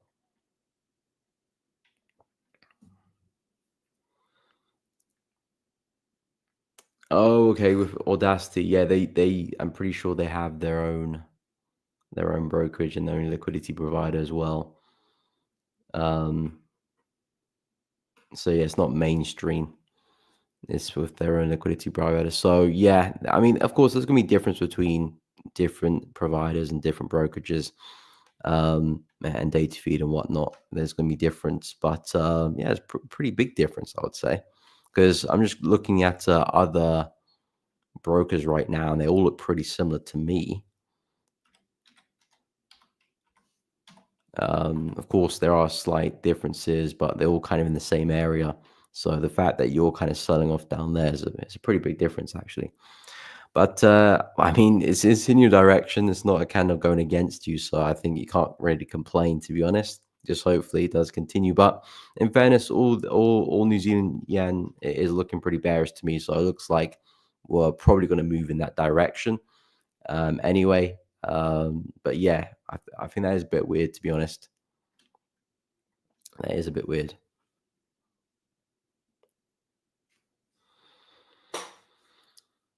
Back to 28.8. Okay, I'll have a look at that one. Yeah, they do have their own liquidity provider.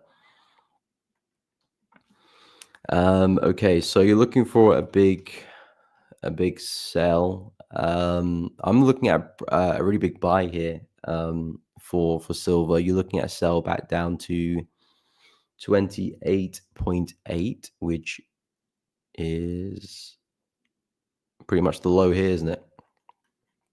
So possibly that could be the move. Of course, we're not fortune tellers here. We can't say price will make that move or not. All I can say is in terms of confluence, in terms of correlation, silver to me is pointing up because we'll still have this bullish trend at play, which is still seeing higher highs and higher lows. So that's why I'm naturally expecting a continuation to the upside. Gold at the moment is flying to the upside as well. So that kind of um, correlation between markets is pointing up as well. If gold's seeing higher highs, there's a good chance silver will join in that as well, and vice versa.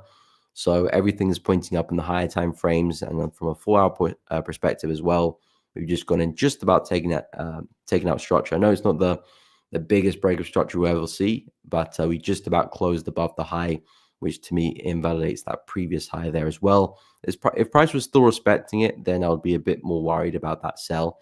But because we've closed above that high, it shows to me that the likelihood of this sell has decreased because we've broken structure. If price was still respecting structure, we could always see another bearish leg. But at the moment, price does break it to the upside, does decrease the happening, doesn't completely remove the chance of it happening.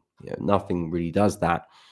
But the time we do break highs tells me that price is more likely to push up now rather than keep selling off. So that's exactly what we've got there as well. So that's why I'm pretty bullish on silver. Of course, I could be wrong. Price can potentially sell off, but for those reasons is why I'm pretty bullish. And now we're still seeing really nice momentum with higher highs and higher lows. So my goal is to try and find the next higher low for the buy. So yeah, we could see a big sell, but we've got a few reasons why I wouldn't expect it to happen. And a few reasons why I'm expecting price to push back to the high. So I'm going to look for some buys there for silver. Um, my advice would just be look to manage that trade along the way because you're looking for a pretty big move down there. So yeah, I'll look take partials, trade a stop along the way, just so you can manage your risk. Um, yeah, but yeah, I'm pretty bullish on silver. Trade with Nabanit. Hope I'm saying that correctly. Hope you're well. We'll go through gold, no problem. What's up? Bonjour, Manzondi. Hope you're well. How do you trading journey starts? Love from India. Appreciate it. Yeah, actually, my father actually put me onto trading. To be honest, it wasn't how a lot of people normally get into trading, which is kind of just looking at social media, seeing a bunch of people driving Lamborghinis and then getting hooked that way. Yeah, my dad actually put me onto trading. Actually, then right shortly after, I did see the adverts with the Lamborghinis, so I did see that shortly afterwards. But yeah. Anyway, I'll go through gold. So yeah, gold looking still very, very bullish. And of course, that is kind of one of the reasons why I'm looking to buy silver as well, because if gold's going to keep pushing like this as well, silver's probably going to get dragged to the upside too. Of course, if gold starts absolutely plummeting to the downside, then of course that can happen with silver too. But at the moment, the trend looks very, very strong for gold. Still seeing consecutive high lows and higher highs, and dropping to the hourly chart. Looks like gold's trying to keep pushing, really. So yeah, I'm liking the price action. Lovely correction here. This looks like another bull flag. So I do think there's a good chance we can push back to the high there, and possibly even back to 2,900, which is um, the next big psychological level for gold, because we smashed through 2,800 earlier this week. Was it last week? Saw a blur. Um, one of the two, but looks like 2,900 is the long way to go. Yes, it does. Yes, it does. Again, it's a long journey. Trading is just not an overnight thing. It's not something you just kind of crack on a whim. It takes a lot of effort, a lot of consistency, and I think just not a lot of just not giving up, really, because I always say learning to trade is like learning a new language, pretty much. The language of candlesticks, which is it takes a lot of effort. If you're going to learn French or Spanish or whatever language, it's going to take a lot of effort and consistency and repetition to get the hang of that as well, just like trading as well. So it's just about consistency, showing up, um, and not blowing your capital straight away, because that can be a very painful experience, especially if you're a bit of a beginner. Put some money into account, blow that. I can definitely throw you off and deter you from continuing to trade. You've lost a bunch of money. Might be better off not to trade.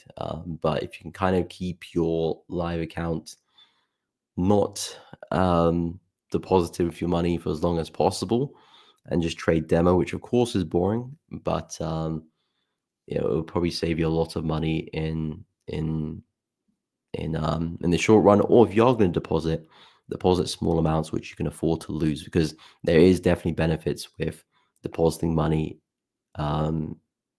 early-ish, is because you can kind of learn that trading is not just about buying and selling. It's also to do with you're managing yourself, emotions, and making sure you're abiding by your plan and your rules, which is very, very different from demo to live. So you will learn those lessons with a live account, but at the same time, you want to make sure you can afford to lose that account, and it's not going to put you out in the streets if you do lose it, which yeah, is not good, not a good thing.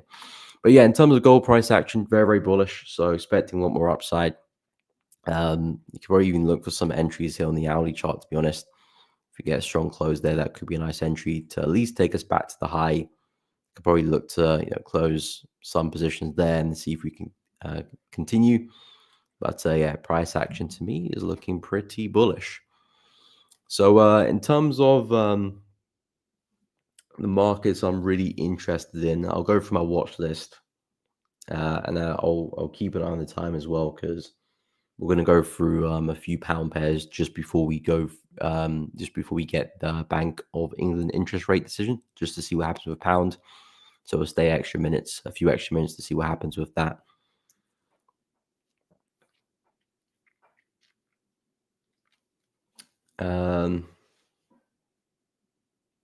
Since they still really haven't trade indicator saved my life, although it's nothing sophisticated, just 50 MA RSI. Yeah, I mean, indicator or not, learning to trade is involved indicators as well, or not indicators. You know, there's very successful, very, very successful traders who swear by indicators and use a lot of them and make millions, if not billions. I'm pretty sure, what's his name? I forget his name now. There's the guy that made like how many billion from shorting the S&P. I forget his name, but he focuses a lot on the 200 moving average. And I think when price starts trading below the 200 moving average for a certain number of days, he caught a really massive short when we had a massive crash. And yeah, it made billions. I forget his name. It might come back to me. But yeah, at the end of the day, trading is just about finding edge, whether using indicators or not indicators, or whether using this strategy or this strategy. It doesn't really matter. At the end of the day, whatever puts money into your pocket is the most important thing. But yeah, it takes a lot of dedication. In my demo account, I have $5,000 loss, 3,000 gain, 248. Is it good? Again, you don't want to be fluctuating too much. I understand, of course, with a demo account, the worst can happen is that you lose a demo account, which means you don't lose anything. So, but I would say you want to focus, because the thing with a demo account is all about finding consistency that you will take to a live account. So you don't want to be, if you had 5,000 in a real account, you wouldn't want to be going down to 3,000 straight away and then back up to 4,800. You want to be consistent with your gains, but of course consistent with your losses as well. That's it. Soros. Nah, completely forgot his name. Thank you, Afonso, for reminding me. So yeah, with your profit and loss, I wouldn't be worried too much about that. It's more about the actions. Are you, have you got an edge? Are you trading that edge well? Are you managing risk well? Are you doing this consistently for at least a few months on end before you can start thinking about funding a live account? So I wouldn't worry too much about the ups and the downs. It's just more about the steadiness. I think once you can see a bit of steadiness, a nice looking equity curve, that's when you can start to take that into a live account. All about risk management, never risk more than 2% of your equity. Yeah, that's a good rule to swear by as well. Nevertheless, I'm doing 50 times better than I was a youth worker, so not complaining. Yeah. Of course, like I said, whatever pays you really, of course, with morals. But, if you find a consistency with this, then focus on that. Who is anyone to tell you not to? What do I think of the 200 SMA? Yeah, very, very powerful indicator. Like we just spoke there with Soros. I'm pretty sure he made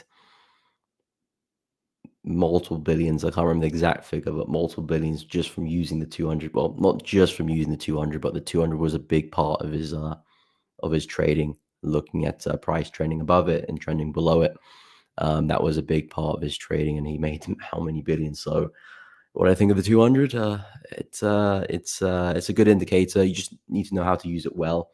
Again, I think the biggest lesson with trading is whatever you're going to lose, whatever you're going to use it well. If it's going to be double top patterns, chart patterns, if it's going to be breaking retest, if it's going to be the 200 moving average, the 10 moving average, the Fibonacci, the pivot points, whatever you're going to use, the goal is to use it well.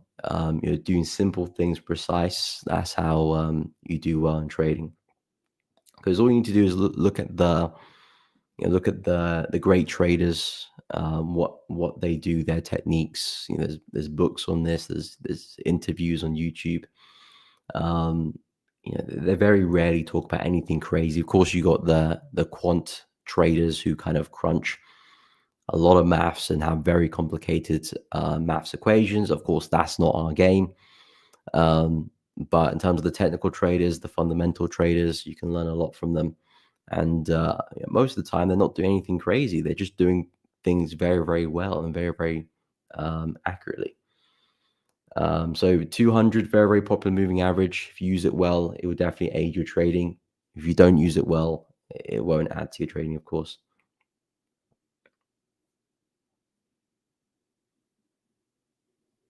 Exactly. Same situation there. 500K demo account, 200 lots. Anything can be replicated live.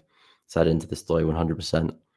100%. It's one plus one doesn't always equal two, especially from demo to live. I think one of the biggest things about live trading is just managing that downside. Like if you do go into a rough period and you start losing money, the goal is now not to lose as much. If let's say you fund an account with 5,000, you lost a bunch of money, you're down to 2,000. The goal isn't to now hit back to 5,000. The goal is not to lose the remaining 2,000. So lower your risk, take less trades, find stability. Again, you can always increase your risk later. Because in a demo account, if you lose 3,000, you're down to 2,000. You don't really care about losing the rest, so it's quite easy to get back to 5 because you can still keep your risk high.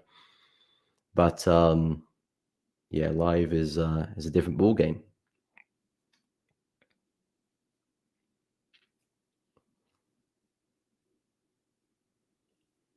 Yeah, of course. If you're losing 40% on a demo account, try feeling that with a live account. That's why I stick to 2%, 100%. I agree with that. 40% on the demo account doesn't really bat an eyelid, or back testing as well. A lot of people will back test and be like, okay, I'm down 10% here, which is perfectly normal. 10% is a pretty reasonable amount to be down by. But if you don't actually internalize that and actually feel what it's like to be down 10%, when you actually are down 10%, you're going to be very wayward 100%, especially for the first time. Of course, if you get used to it, it will become normal, or at least easier to manage. But for the first time, it's just very difficult.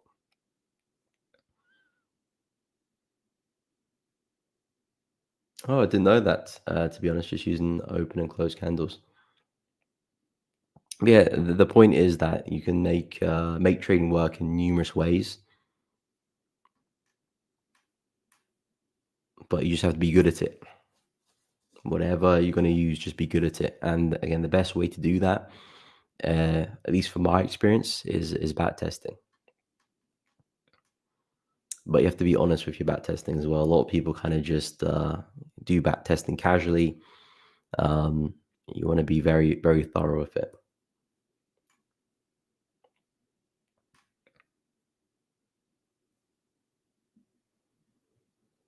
Yep, Soros, that's the one. Do you have a time frame correlation as regards to moving averages? For example, does the 200 SMA work well with the daily or the 4-hour time frames? Should probably do a video now. I think I do have a video on moving averages, but I probably can do another one. Yeah, I mean, in terms of the 200 moving average, the higher the time frame, the better normally. Like for example, the 200 moving average became very famous using it on the daily chart on the S&P 500. So I think the daily chart is probably the best one to use because that's where the most attention lies for the 200. But in terms of technicals, you can use the 200 on the daily, you can use the 200 on the hourly chart. It's the same situation. The 200 just represents an average price for the past 200 candlesticks. However you want to interpret that data is up to you. Some people like trading towards the 200. For example, this is gold. Let me whack on the 200. We've got about 5 minutes to the news, by the way, so I need to keep an eye on that.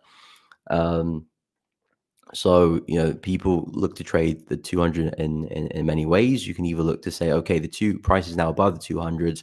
So now my plan is just to look to buy higher lows, buy dips, as long as price stays above the 200. Of course, you can add other confluences. It's not just the 200 you're looking at, but the 200 could be a nice guide to say, okay, now it's time to buy, now it's time to sell. Other ways you could look to trade the 200 is look to short towards or buy towards the 200. This works a lot better in ranging markets like what we got here. This is a very choppy market. So when the market is pretty extended away, you're looking to sell towards it. When it's extended away, you're looking to buy towards it. And this can work well when the market is chopping around. Not when it's trending, of course, but when it's chopping around, this works pretty well. And you can also use it in terms of support and resistance. For example, here, add to support very well, support very well. So this could be a nice confidence for your trade. Prices pull back into the moving average. I'm going to buy. Pull back into the moving average. I'm going to buy. And of course, you can use it for crossovers as well. So if you're using multiple moving averages and it crosses over like this, for example, it's a very bad drawing, but you guys get what I mean. That could be your sell signal. And then if it crosses back over again, that's your buy signal to take it back up. There's so many ways to trade moving averages, really. Those are the most popular and the ones I kind of know of. But yeah, I probably can make a video about that, to be honest. So yeah, so that's a good point. I mean, Holy One uses moving averages quite a lot.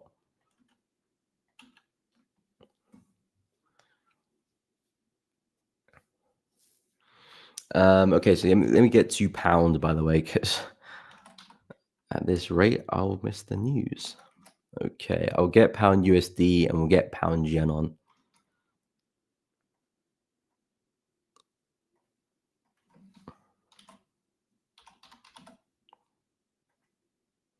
Let's drop to the 5 minute for some fun. Okay, there we go. There we go. So this is pound USD on the 5 minute. This is pound yen on the 5 minute. We've got about 2 minutes-ish before the news. So we're expecting rates to drop. So should be seeing a weak pound, but you don't want to swear by that because I'm pretty sure there'll be people who'll be looking to just slap some trades on right now because they're expecting a weak pound, and funny enough, it's bullish. I've seen that happen a few times before, but on average, if rates drop, you expect to see a weak pound. So there is where's the news? I can't find it. I think there is. So yeah, we'll see what happens with the news. Need an edge and being consistent. Expect to lose, but don't change plan. Otherwise, motion setting. Of course. And there's many books about that as well. I recommend Best Loser Wins by Tom Hargard. It's a really good book about digesting emotions, because at the end of the day, no one likes to lose. If you lose a trade, it does get at you a little bit. But of course, if you've got a lot of experience, it does get at you a bit less. Yeah, the goal is to stick to a plan. And the better you know yourself as well, the better you will be for it. If you can know your tendencies, for example, if you know you take a loss and then you're very eager to jump into another trade, if you know that that's a real possibility for you, you can always look to try and limit that by saying, okay, if I take a loss today, the next time I take a trade will be the following day.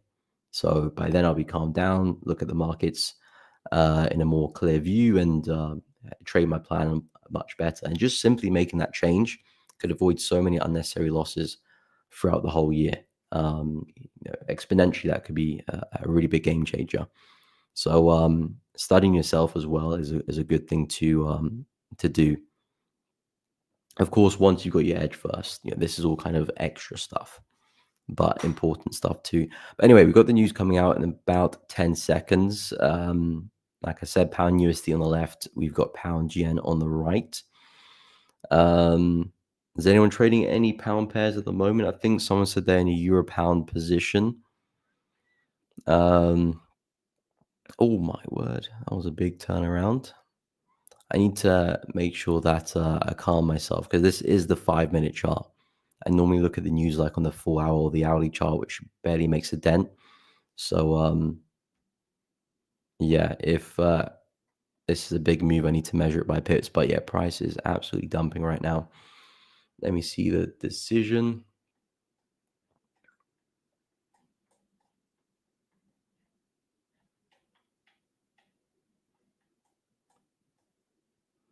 Okay, so yeah, rates did drop by 0.25%. So what's up, Lauder? Welcome to the stream. Need a popcorn and my beer.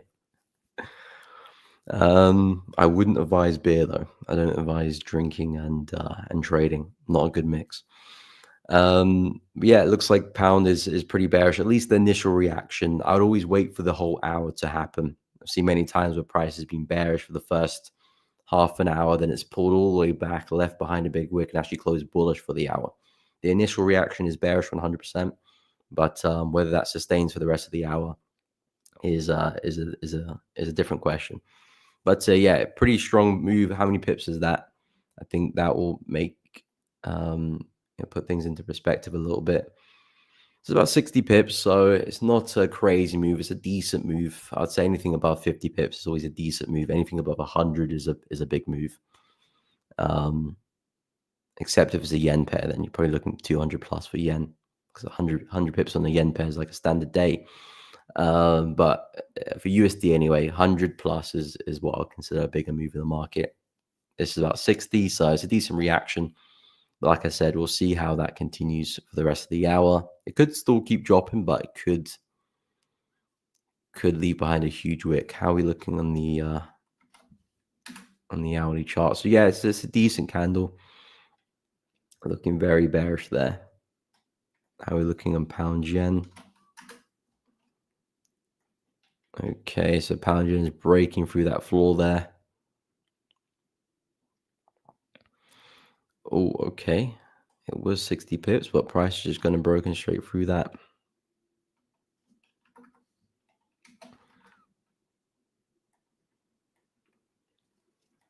So yeah, pound is looking very weak. I think someone earlier said they're trading euro pound. 99 pips on Rwanda. Oh, yeah, I suppose that's the difference between the brokerage, isn't it? It's about 70 odd here on FXCM. Do I trade the news? Not. I don't look to trade the news. Hey, just did a sell stop for 20 pips on one. Not bad, Alfonso. EG gap filled already. Wow. That was quick. We're more or less just trading at the end of it. Oh, okay. Yeah, I see why the gap is filled. Okay, yeah, we've definitely filled that gap. Really big move. Let me go back to one screen, two screens, kind of making me dizzy. So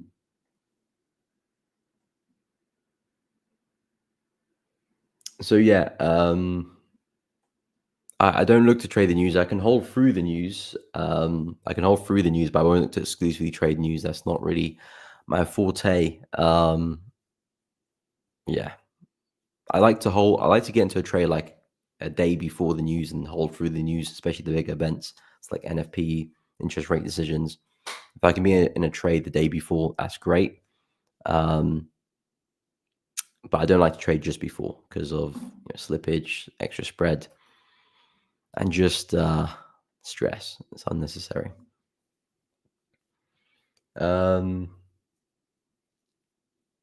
Okay. Looking at GJ. Okay. Pound Gen, not GU. Okay. 110 now. Yeah, of course. That's the pound yen. So I wouldn't class 100 pips move on pound yen a big move. I would class 100 pips plus on pound USD a big move though. I think GJ it's got to be above 150 or maybe even 200 for me to say it's a big move. Just because this will casually do 100 pips in just a normal session with no news. So 100 pips doesn't get me too excited. Of course, this is 100 pips very quickly, but if you look at it on the 4-hour chart, the candle doesn't look very much out of place to other candlesticks here. So, but yeah, momentum is looking good. We're taking out lows. So if this does continue, we probably could see a pretty big move here for pound. Maybe this is the start of the big move back to the lows here. Maybe it's the start. Of course, we've got to keep an eye on other yen pairs. Euro yen pair looking pretty bearish. Maybe this is seeing a bit of a reaction as well. But yeah, it is safe to say that pound is pretty weak right now. But I'll still wait to see what we do on the hour. I know things look bearish, and fundamentally it is pointing bearish as well. And I'll see how we close on the hour candle.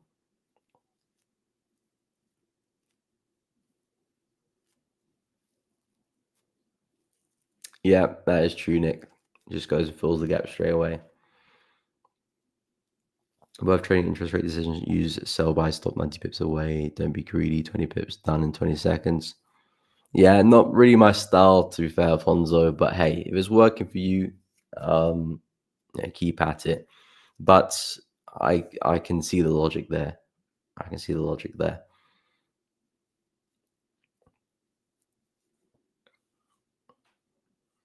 Take entry of 710 plus the news. It's always a pretty good move.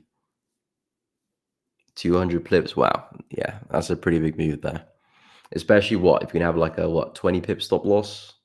That's the stop loss you normally use. I'm pretty sure Dark Sean 20 pips, 30 pips.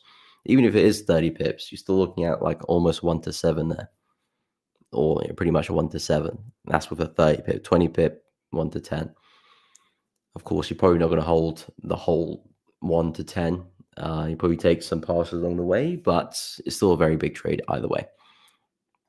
But yeah, it does look like we are seeing some weakness. Let me have a quick look at some other pound pairs. Yeah, pound CAD, that's breaking through support there. Pound seat chef, what are you doing, mate? You just been consolidating. Okay, seeing some momentum. Still need to break out the range though. So it's not really getting me too excited. We still need to break out this range before I do anything. But one our way for another attempt. So that's good. Any other pound pairs? We looked at the Euro pound, pound yen, pound CAD, pound CHF, pound NZD, and pound Aussie. These guys falling out the sky. Oh, yes, the pound NZD is looking very bearish there. And pound Aussie, if I could spell it properly. There we go. Yeah, looking pretty bearish. Wow, that is a lot of momentum there, I have to say. Pretty nice candle, actually. UNSD, we're doing the same. Yeah, it looks like it. We are taking our time. But yeah, pound is definitely weak. It's definitely weak. It is definitely weak. Let's see if that continues, though. All right, take care, Holy One. We'll catch you tomorrow. Now on to retracement confirmation. Take back up 400 pips. Okay. We'll see how that goes. Of course, guys, I will be live again tomorrow, but I will be live again with Trader Nick in the afternoon in about an hour and 38 minutes, something like that, 37 minutes. I will be live again with him at 12:45 UK time. So if you are free, go check out his channel. I'll be live with him over there, discuss trade ideas, what we're looking at, and of course, what's happened with the news as well. But guys, I will be back on my stream tomorrow, same time as always, 10 a.m. to 12 p.m. UK time. So if you're free, pop in, say hi, come chat with us. If you are enjoying the streams, drop a like, subscribe to the channel, and of course, hit the bell so you don't miss out on any streams or uploads in the future. I appreciate everyone who has dropped a like and subscribed recently. It does really help out. So I do really appreciate that. Check out the Elevating Traders Discord channel, completely free to join. Link to that in the description below. Also at the top of the chat, you can't miss it. Chat with other traders, chat with myself. You can find out more information about Elevating Traders there as well. So if you are interested, make sure you head over and go check it out. But guys, really appreciate you tuning in with me. Have a great Thursday, and I'll catch you all in the next one.